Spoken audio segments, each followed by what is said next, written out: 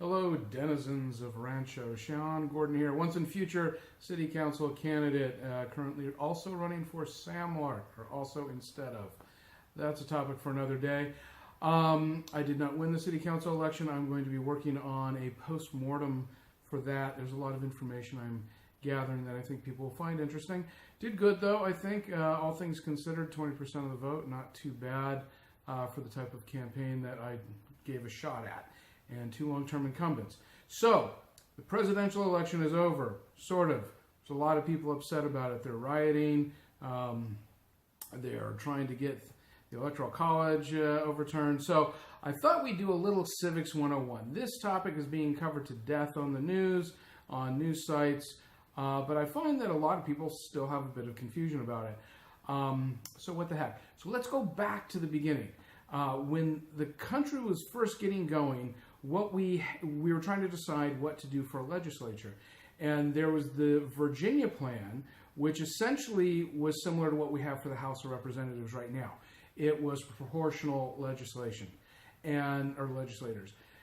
The smaller states, of course, had a fit. They felt that they would never be represented. So then there was the New Jersey plan, which was similar to what we have with the Senate now, but it was one representative per state. That was also rejected, and we ended up with the Connecticut Compromise, which is what we have today.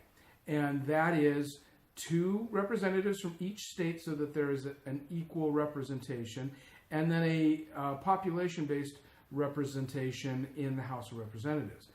Those numbers are what make up the Electoral College. The Electoral College is baked into the Constitution. So you cannot change it without a constitutional amendment, which requires 3/4 of each of the branches of government to vote for it, and then it has to go to the states, and it has to be ratified by, I think it's 38 states, and that has to be done within 7 years. It's not going to happen anytime soon. It's not a good idea. Every time I get a couple years out from a contested election, I think, why are we doing the Electoral College? It doesn't make any sense. It seems like a popular vote would be the same as the proportion that we're getting out of the Electoral College. Then we have this, like we had back in 2000, and I research it once again. It's like, you know what? It does make sense. However, I think there's some things that we could do. But let's look at some numbers real quick. I'm using a little whiteboard, sort of a la Karl Rove. So there are 538 electors. They are made up of 100 senators and 435 representatives. That's for the states. 3 are allocated for District of Columbia, Washington, D.C. So if you add them up, if you're worried about proportional, there is, let's go back. Electoral College is meant to give everybody a say. And the best example that I've seen of that so far is if you were to take the World Series and you've got the Yankees playing the Dodgers, and the Yankees win game 1 10-0, but they lose the next 3 or 4 games 1-0 to the Dodgers. And they would give the Yankees the win because they had more points overall. They had 10 as opposed to the 3 or 4. So what we have is not a democracy. We have a democratic republic. So we have 50 separate elections. The electors for each state can be allocated in whatever fashion that state decides. It's one of the few things that the states haven't abdicated to the federal government as part of the original plan of our country. Our founding fathers were brilliant, brilliant men. They hated government. They hated big government. They designed something so that gridlock was baked in. Gridlock is good. You hear people, gridlock in Washington. This is a good thing because it keeps them from passing more and more laws and more legislation that makes your life miserable. So I like small government, and I like what our founding fathers did with this in terms of the election. Now, something that you could do, and 2 states do it now, is proportionally allocate your electors. This would get you closer to a popular vote, and while not requiring a constitutional amendment. So the idea would be each of the districts within a state that has a representative, whatever the outcome was from that district would be the elector. So say in California, I think we have 53. I forget it off the top of my head. You would then not. It wouldn't be winner take all, because here in California, when the polls closed on election day last week, 1 minute later they called it for Hillary, because they knew that it was winner take all, and between San Francisco and Los Angeles, the major population centers, and a bit of San Diego, it was going to get the bulk of it. But if you look at a district map, there's a whole lot of red sections mixed in with the blue. And if you look at a district map, actually I've got one here, these are the states. If you look at that, that is primarily red. And if you break it down by district, it looks even worse with regard to the red to blue, because then you see all the red districts within those states.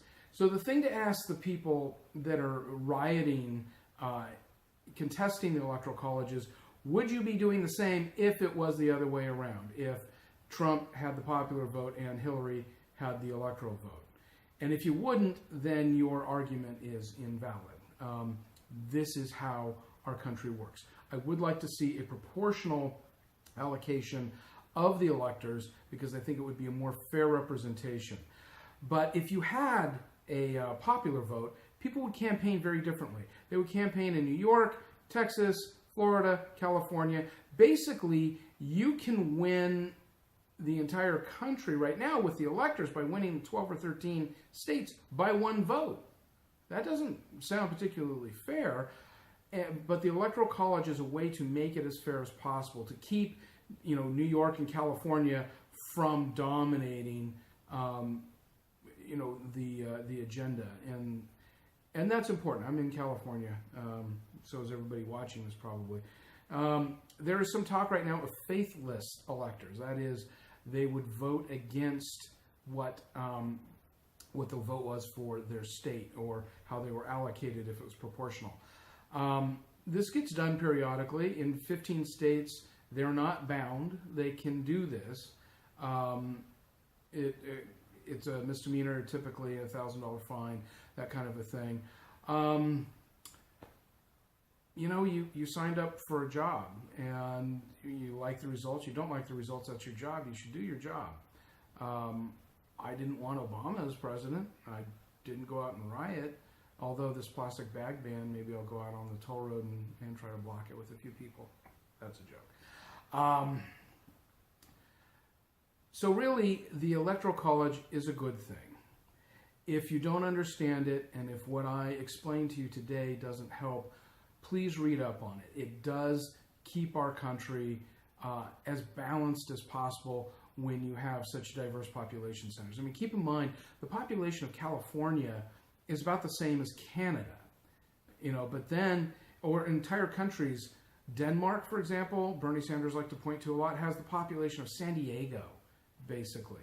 So you got to keep these things in mind when people are talking about all this stuff. Montana actually ran under the 1 million population threshold to get one representative a number of years ago. I'm not sure if it's up above that now, but you got a really big state, and it's really empty. So if you want to go and kind of have your own space, Montana's a good place to go.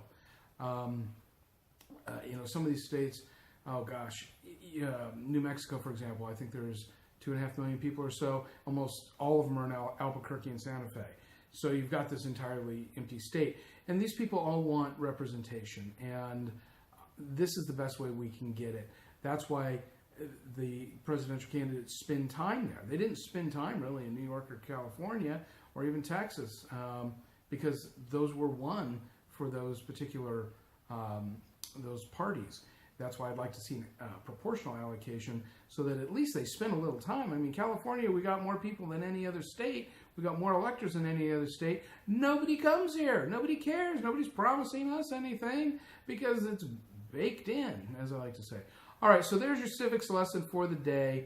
If you didn't understand this, take some time, read up on it some more. If your kids aren't learning it at school, you should talk to the government instructors and find out why. This is a pretty important thing to understand. And if you don't vote, you got no business complaining. Turns out most of these people in Portland that got arrested rioting, they didn't even register to vote, let alone vote. How can you complain? This is how our system works. Register to vote.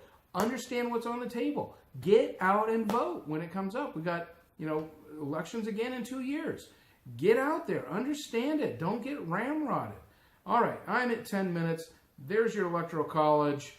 Thanks for watching. Stay tuned. I will be talking about my run for Samlark, and I will be doing my postmortem on my run for City Council and talking a bit about what I'm going to do in 2 years when I run for again. Well, I'll probably start before that because if I wait 2 years, it'll be after the election. All right, Rancho, stay classy.